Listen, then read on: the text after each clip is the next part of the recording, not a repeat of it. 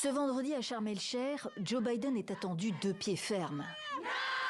Abandon du pétrole, du gaz et du charbon, c'est le mantra des activistes du climat autorisés à manifester par les autorités égyptiennes à l'extérieur de la COP27. La crise du climat frappe tant de communautés qu'on a besoin de pays comme les États-Unis pour être un acteur majeur pour le climat,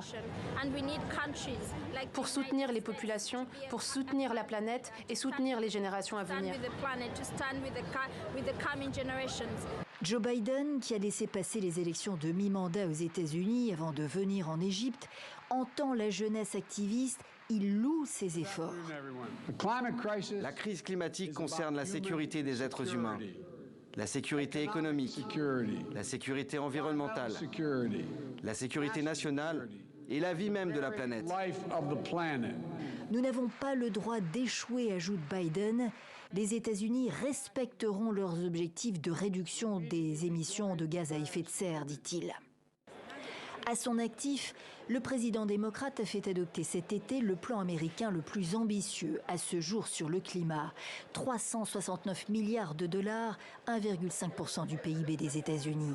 Objectif, réduire de 40% les émissions de gaz à effet de serre d'ici 2030 à travers des incitations financières vers les énergies renouvelables. Mais à leur passif, les États-Unis n'ont pas honoré leur promesse d'aide aux pays les plus pauvres, 100 milliards de dollars par an. Washington, certes, ne peut pas tout. La Chine, l'autre plus gros pollueur mondial, doit également mettre la main au portefeuille.